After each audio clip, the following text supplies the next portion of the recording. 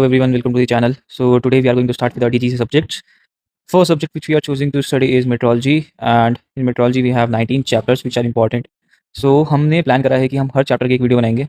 So this first chapter which we are starting with is atmosphere. तो आज हम topic cover करेंगे atmosphere and its composition. Atmosphere is basically mixture of gases, और उन gases की composition हम देखेंगे कितने परसेंट कौन सी गैस है, ये हमें याद करना है. डिस्ट्रीब्यूशन ऑफ एयर मास ये देखेंगे 6 किलोमीटर, 8 किलोमीटर, 10, 12, इससे नीचे कितने परसेंटेज ऑफ एयर मास है हमारा. Layers of atmosphere, troposphere, stratosphere, mesosphere, thermosphere, ये सब देखेंगे. ISA condition basically temperature plus 15 degree Celsius mean sea level पे होता है. Pressure 1013.25 hectopascal. ये सारी चीज़ें देखेंगे. तो चलो करते हैं स्टार्ट. सबसे पहले atmosphere. It is basically a mixture of genius gases. तो इसमें हमें याद करना है विच इज़ नाइट्रोजन हमारे एटमॉस्फेयर में 78.09% है. Oxygen is 20.95%. Argon is 0.93%. and carbon dioxide is 0.035%. 0.035 percentage. So other gases जैसे neon, helium, methane, etc. Basically यहाँ पर ये पूरा टेबल हमें याद करना है. Exactly this is going to come in your TGC exam. Next thing which you have to learn is the ratio of nitrogen is to oxygen. इसमें दो रेशियो है, एक by weight and by volume. दोनों की एक trick है मेरे पास, उससे याद कर लेंगे. आपको वैसे याद है तो well and good. 4:1 by volume and 3:1 by weight. अब अगर यहाँ पे 3 है एंड इस 3 को मैं उल्टा करता हूँ तो ये कुछ इस W के जैसा लग रहा है, राइट. तो वेट जहाँ भी आए वहाँ पे nitrogen is 3. Just remember that. कहीं पे भी ये 3 लिखा है, 3 को राइट हैंड साइड क्लॉकवाइज उल्टा करना, W लगेगा. तो weight is 3 is nitrogen. Nitrogen to oxygen का ratio by weight is 3:1 and by volume is 4:1. Volume में देख लेना, वॉल्यूम ज़्यादा होती है एंड वेट कम होता है नाइट्रोजन का, ऐसे याद कर लेना. एग्जाम में क्वेश्चन आएगा ऑक्सीजन इज टू नाइट्रोजन का रेशियो बताओ. याद रखना, उल्टा करके पूछेंगे. बाय वॉल्यूम तो 1:4 होगा, नॉट 4:1. और उन्होंने चीज़ें बदल दी, आगे पीछे कर दी, तो उन्हें वैल्यू सेम क्वेश्चन आएगा. मेरे अटेम्प्ट में आया था, याद रखना, गलत मत करके आना. बिकॉज अगर तुमने 4:1 कर दिया तो वो उसका रेसिप्रोकल हो जाएगा. ओके, नेक्स्ट कंप्लीट हो गया. Next topic distribution of air मास. तो यहाँ से 6 किलोमीटर तक हमारा 50% ऑफ एयर मास है. ये क्वेश्चन आएगा कि 50% of air mass is distributed from what height to what height. याद रखना 10 किलोमीटर तक 75%. इतना ही याद रखना है. बाकी 35 किलोमीटर की मैक्सिमम जहाँ पे 99% तक आ जाता है विच इज़ 35 किलोमीटर.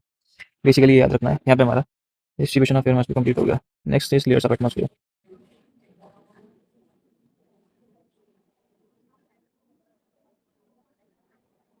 सो सबसे नीचे से स्टार्ट करते हैं, जिससे रहेंगे खुद बना लेते हैं. तो नॉर्मल कंडीशंस में this is mean sea level first thing. तो this is mean sea level. Mean sea level पे आईएसओ कंडीशंस के अकॉर्डिंग टेम्परेचर होता है +15 डिग्री सेल्सियस. ओके, ये पूरी हमारी ट्रोपोस्फेयर है यहाँ से till 11 kilometre. This is our troposphere. Average height, ये हम आगे बढ़ेंगे अभी. Average height of troposphere which we take, tropopause which take is 11 kilometre. Okay, फिर यहाँ 11 से 50 किलोमीटर तक हमारी होती है स्ट्रेटोस्फेयर. तो this is mean sea level. यहाँ तक होगी हमारी ये पूरी ट्रोपोस्फेयर. यहाँ from 11 to 50 we have our stratosphere.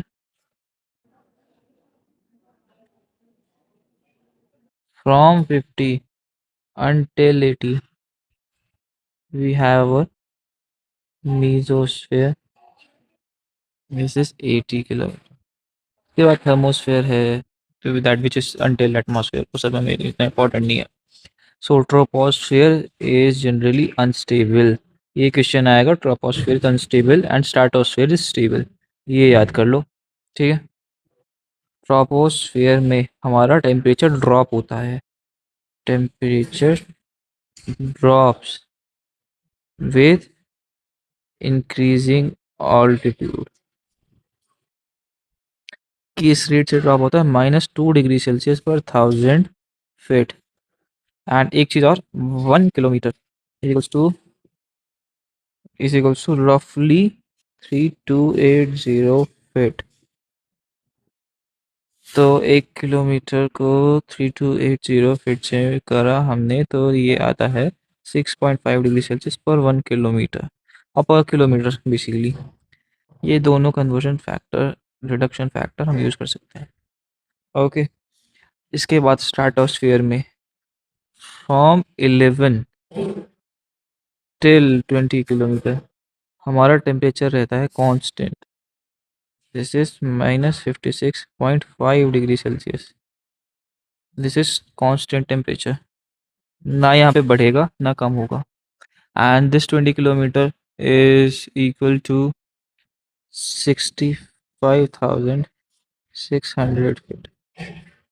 तो क्वेश्चन आएगा, नीचे आ जाओ यहाँ पे, कि temperature at 50,000 feet, 50,000 feet, answer is -56.5।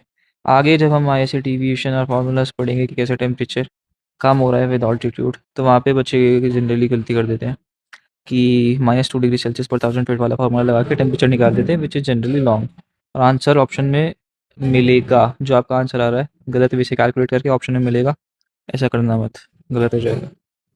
फिर इसके बाद यहाँ पे टेम्परेचर बढ़ता है। क्यों बढ़ता है टेम्परेचर स्ट्रेटोस्फीयर में after 20 kilometre? Because at this level, approximately 25 kilometer, we have maximum ozone concentration, so absorb UV rays. As you all know, ozone has this property that is absorbs UV rays. तो यहाँ फिर हमारा temperature बढ़ता है by the rate of 0.3 degree Celsius per 1000 feet और 1 degree Celsius per kilometre. ये plus होगा, temperature बढ़ेगा, ठीक है। And one more thing I would like to add in that, कि वापस जब हम मीजोस्फीयर में जाते हैं, temperature reduces with height and stratosphere में टेम्परेचर कम हो रहा है विद हाइट, वो टेम्परेचर बढ़ रहा है विद हाइट, तो उसको हम बोलते हैं इन्वर्जन। क्योंकि नीचे ट्रोपोस्फियर और मीजोस्फीयर दोनों में टेम्परेचर कम हो रहा है, as we are going upwards temperature decreasing, that is a normal condition. अगर नॉर्मल का उल्टा हो रहा है which is inversion, temperature increasing with increasing altitude. Okay, and one more thing, stratosphere में हमें क्लाउड्स मिलते हैं जिनका नाम है नैक्रियस क्लाउड्स, या इसका नाम है mother of pearl. Question of TGCA कि which clouds are found in stratosphere. Same हमें मीजोस्फेयर में क्लाउड्स मिलते हैं जिनका नाम है नॉक्टिल्यूसेंट क्लाउड्स। इस PDF से मैं क्वेश्चन बता देता हूँ क्या क्या आएगा। एक ये कि मीजोस्फीयर में हमें कौन से क्लाउड्स मिलते हैं, स्ट्रेटोस्फीयर में कौन से क्लाउड्स मिलते हैं, टेम्परेचर एट 50,000 फीट, 40,000 फीट, तो इसका आंसर है -56.5। अगर मुझसे पूछे टेम्परेचर है 30,000 फीट, तो फिर वहाँ पे मुझे कैलकुलेट करना पड़ेगा 2 डिग्री सेल्सियस पर 1000 फीट करके, और अगर हम मीन सी लेवल पे प्लस 15 डिग्री सेल्सियस है, 15 से -2 इसका फॉर्मूला है, आगे अभी हम देखेंगे नेक्स्ट स्लाइड में। इन्वर्जन होता है आफ्टर 25 किलोमीटर। 25 किलोमीटर पे maximum UV rays absorption, maximum ozone concentration है, उसके बाद यूवी रेज एब्जॉर्प्शन होता है। And 11 to 20 kilometre we have temperature constant of -56। बस मेनली इसमें यही आएगा, ये एक 1 किलोमीटर इक्वल्स टू 3280 फीट, ये याद कर लेना। This is a basic conversion factor which will be used in further lectures, and this stratosphere is stable and troposphere is unstable. ये बेसिकली याद करने वाली चीज़ें हैं। So here we completed our second topic also, which is layers of atmosphere completed. One more thing, इसमें tropopause height, or we can generally they interchange the terms in exam. This is 16 kilometer at equator and 8 kilometer at poles. So if we go above 8 kilometer at poles, यहाँ पे temperature बढ़ता है with increasing in height, which is called inversion. At poles above 8 kilometre there we experience inversion. ठीक है, break in ट्रोपोपोज। So basically यहाँ पे हमारी ट्रोपोपोज जो है थोड़ी डिस्टर्ब हो जाती है। So we have a break in tropopause at 40 degree north and 60 degree north latitude. Next thing mainly यही चीज़ है। एंड अब आप बोलोगे कि equator and poles generally above 8 kilometer at poles we have a temperature of minus 50 degrees Celsius, and here at equator we have minus 80 degree Celsius. So poles पे अलग equator पे अलग, इसलिए हम एक एवरेज लेते हैं 45 डिग्री नॉर्थ एंड साउथ पे हमारी ड्रॉप ऑफ पॉज की हाइट होती है 11 किलोमीटर्स, एंड यहाँ पे टेम्परेचर होता है minus 56.5 degree Celsius. This is what we studied above here कि 11 टू 20 हमारा टेम्परेचर कॉन्स्टेंट है -56.5 डिग्री सेल्सियस। सो सेम हमने यहाँ पे देखा कि 11 किलोमीटर्स पे about temperature is constant which is 56.5 degree Celsius. Negative minus, ठंडा है, कोल्डर है। Okay, so here we completed our layers of atmosphere topic. This is tropopause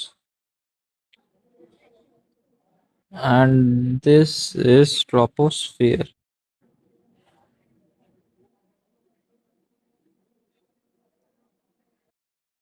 so basically इसमें याद करना है ट्रोपोस्फेयर 0 से 11 kilometre, basic basic basic, just remember that.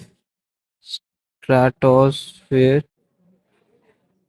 11 to 50 kilometre, जिसमें 11 to 20 constant temperature,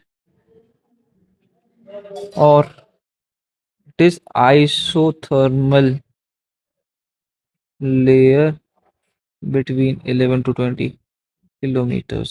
Isothermal means iso means same and thermal means temperature. Same temperature between 11 to 20. Mesosphere, which is from 50 to 80 kilometer. So here is normal lapse rate, means temperature is decreasing with height. Okay, this is stratosphere में 20 से 50 increase temperature, increase altitude, decrease temperature, increasing altitude. Okay, topic end. Next slide. What was the next topic? ISA conditions. Yeah. So generally, for every location, we consider that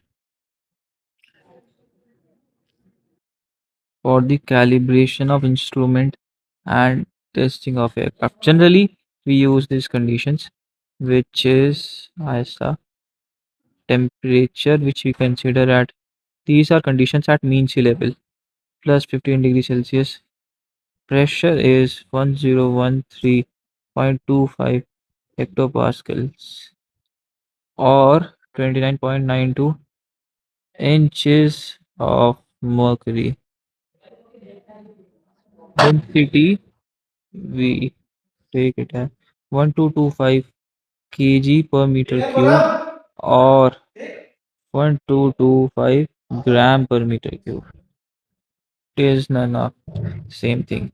And lapse rate is -2 degrees Celsius per 1000 feet or 6.5 degrees Celsius per kilometer, because 1 kilometer is equals to 3280 feet, and 3280 into 2, 3280 into 2 would be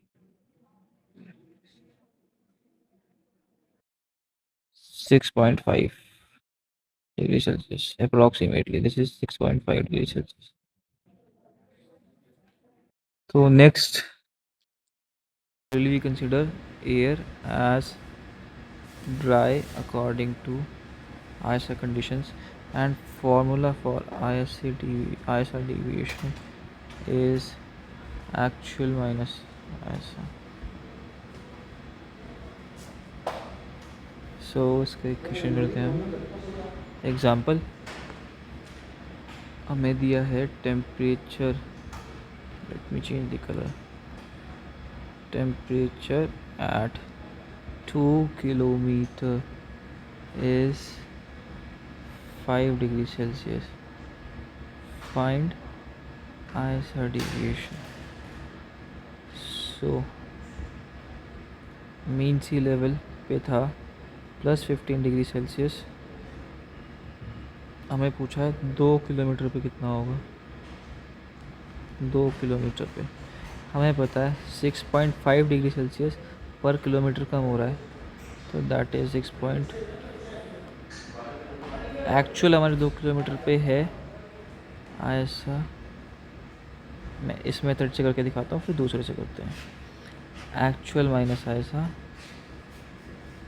actually. सो यहाँ पे actual हमारा है 5 degree Celsius. अब mean से level पे था +15 degree Celsius, per kilometre कम हो रहा है 6.5. तो 2 किलोमीटर ऊपर जाने पे हमारा टेम्परेचर कम हुआ. 0.5 इंटू 2 इज़ 13 डिग्री सेल्सियस कम हुआ. तो आयसा के अकॉर्डिंग हमारा टेम्परेचर कितना होना चाहिए था. 15 में से 13, तो 2 डिग्री सेल्सियस. आयसा के अकॉर्डिंग हमारा 2 किलोमीटर पे हमारा टेम्परेचर चाहिए था 2 degree Celsius. But in actual conditions what we have is given to us as 5 degree Celsius. So इसको अगर हम सब्ट्रैक्ट करेंगे तो हमारे पास आएगा 3 डिग्री सेल्सियस. सो हेयर आयसा deviation is 3 degrees Celsius. Up. That's it for the video, guys. Here we completed our first chapter of meteorology, which was atmosphere, and do the ICGC back questions. We are going to cover the whole syllabus of meteorology before the next DGC attempt. So stay tuned. Do like the video and subscribe the channel. Kindly share the video with our friends. Thank you.